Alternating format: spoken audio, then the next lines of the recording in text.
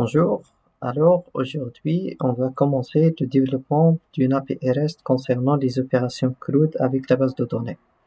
La première des choses, on va commencer de la création de notre projet. Alors on va créer un dossier de lequel on va le nommer par exemple REST API CRUD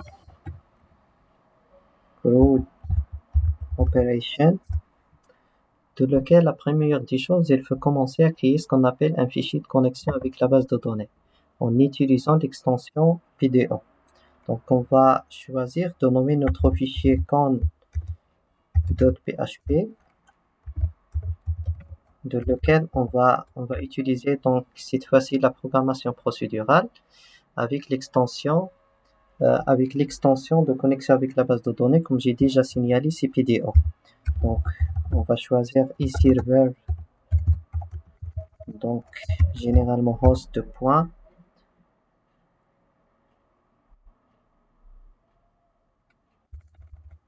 MySQL de point, on va utiliser la base de données MySQL. Donc le host, on travaille au niveau local. Et comme base de données, donc nous pouvons créer aussi une variable db qui contient le nom de la base de données. Donc dbName est égal le nom de la base de données. Donc c'est idb. On va créer aussi le nom du username, donc pour la connexion avec la base de données. Et finalement le mot de passe. Généralement, le nom de l'utilisateur des bases de données MySQL créées par défaut, c'est root, et le mot de passe, c'est vite. Alors, on va choisir de travailler avec une base de données. On va voir quelle base de données que nous avons. Alors, nous pouvons travailler avec une base de données qui est déjà créée, qui concernant, par exemple, la gestion des produits. Le nom de la base de données, c'est decoded.apps. Donc, voilà le nom de la base de données. Et maintenant, on va créer l'objet de connexion.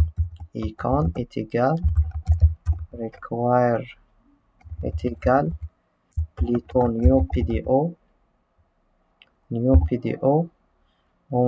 avons le serveur, nous avons le username ainsi le mot de passe.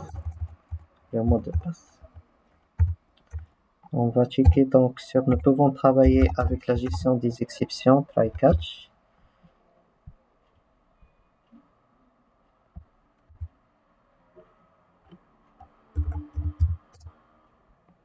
Nous pouvons ajouter même si ce bloc au niveau du bloc try. Donc echo par exemple connected successfully. Si la connexion ça passe bien. Sinon, nous avons une exception du type PDO exception dans lequel s'il s'agit d'une exception, alors on va afficher donc le message de l'exception erreur concaténé avec le message de l'exception.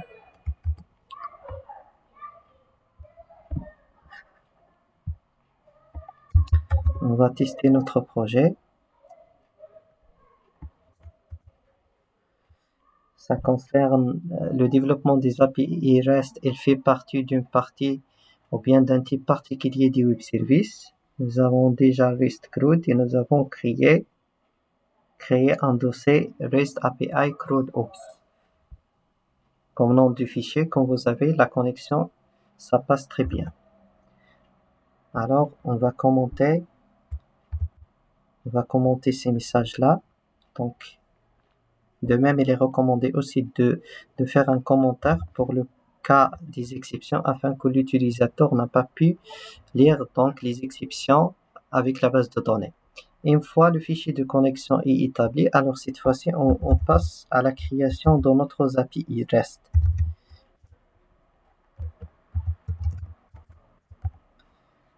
La première des choses, il faut commencer de faire include au fichier de connexion avec la base de données. sicon.php et on va commencer à développer notre première fonction qui concerne la récupération de tous les produits. Function get all product qui va prendre aucun paramètre. Donc cette fonction, la première des choses, il faut commencer à faire appel à l'objet de connexion avec la base de données.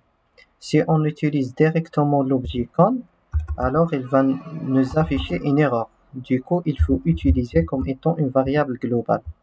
On va faire à la méthode prepare de l'objet ou bien de la classe BDO icon prepare. Et comme vous voyez, donc une exception a été levée dans ce niveau-là. Du coup, il faut utiliser la variable de connexion comme étant une variable globale.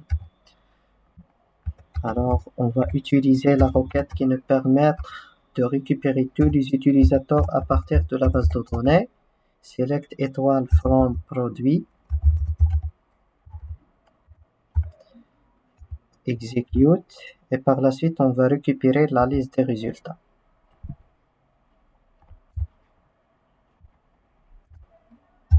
On va afficher result pour voir donc le type de retour. Et finalement, on va faire appel à notre fonction qui s'appelle getAllProduct. Alors cette fois-ci, c'est pas le fichier com.php, mais plutôt api.php. Donc une exception a été levée, comme quoi la base ou la table donc n'existe pas. Donc nous avons une table produit. On va vérifier au niveau de la base de données.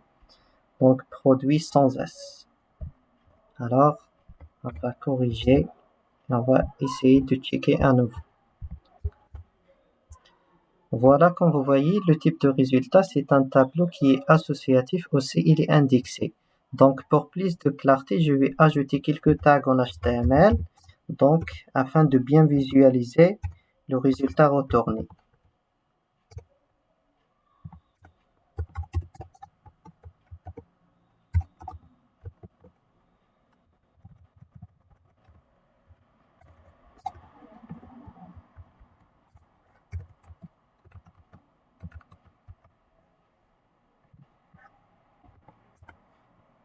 Voilà, comme vous voyez, donc c'est un tableau qui est associatif dans lequel nous avons des clés comme étant les identifiants ou bien les champs de la table produit. Donc, nous avons la table produit.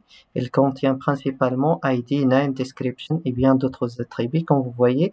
Et nous avons aussi des indices 0, 1, 2, 3. Alors, pour éviter cette duplication, il nous faut ajouter l'attribut PDO fiche assoc pour retourner donc seulement un tableau associatif. Voilà, comme vous voyez, cette fois-ci, nous avons collé le nom des attributs au niveau de la base de données. Afin de rendre le type de résultat de cette fonction se forme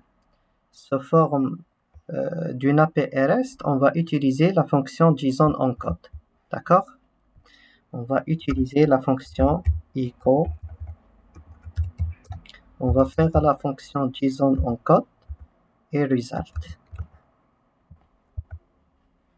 Afin pour bien visualiser ce type de résultat, même si nous avons déjà l'extension JSON Formatter, on n'a pas pu bien visualiser le type de retour de la fonction. Donc pour ce faire, on va faire appel à l'option JSON Pretty Print de la fonction JSON encode.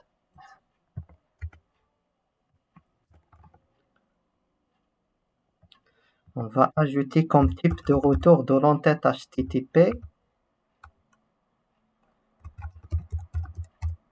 content type, c'est quoi? C'est application JSON. Et comme vous voyez, donc l'entête de notre méthode, donc il est bien retourné en format JSON avec une visualisation très claire pour l'utilisateur. Alors cette fois-ci, il nous faut faire un petit test au niveau des méthodes HTTP, ou bien les verbes HTTP, get, post, put, delete et bien d'autres méthodes. Donc, on va pas faire appel directement à la fonction get all product, mais plutôt on va déclarer une variable de type request name, request method plutôt, de lequel on va faire à l'objet ou bien à la variable globale eServer en lui passant comme paramètre request method.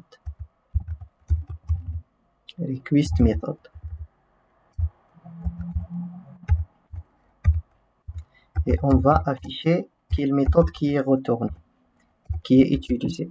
Donc pour ce faire, on va utiliser cette fois-ci Postman. Donc c'est par défaut, c'est la méthode c'est get.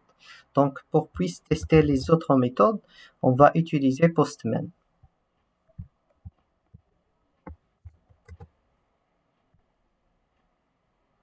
Donc comme vous voyez, c'est la méthode get. Alors si je change avec une autre méthode post, alors cette fois-ci, il va nous afficher post. Si je passe avec patch, alors cette fois-ci, il va nous afficher patch.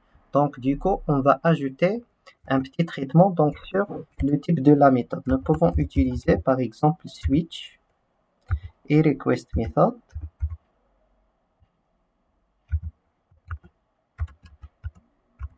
S'il s'agit bien de la méthode get, alors cette fois-ci, nous pouvons faire appel à la méthode getAllProduct. À la méthode getAllProduct, break, et on va voir.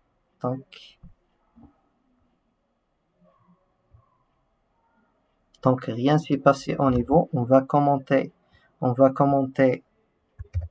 l'appel à la variable request method et on va voir qu'est-ce qui s'est passé. Donc rien ne se passe-t-il. Donc par contre, si je choisis la méthode get, alors cette fois-ci, donc la méthode getAllProduct, il est bien affiché au niveau de Postman. Pour plus de clarté, nous pouvons ajouter ce bout de code au niveau d'un fichier qui s'appelle controller. Donc un fichier qui s'appelle controller.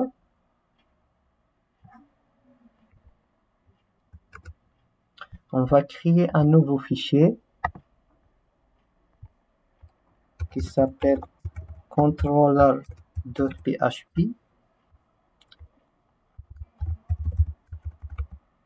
On va inclure la première des choses, il faut inclure le fichier API.php.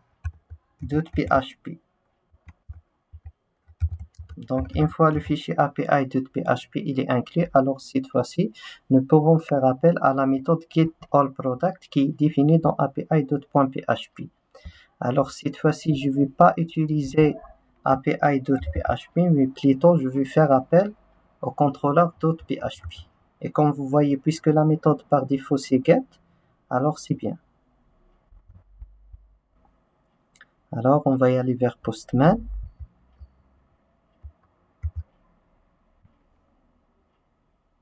Voilà, c'est très bien. Donc comme vous voyez, le résultat prévu par notre contrôleur, il est bien affiché. Donc on s'arrête à ce niveau-là et je vous donne un rendez-vous vers des autres vidéos pour bien continuer les autres fonctions de CRUD Operation.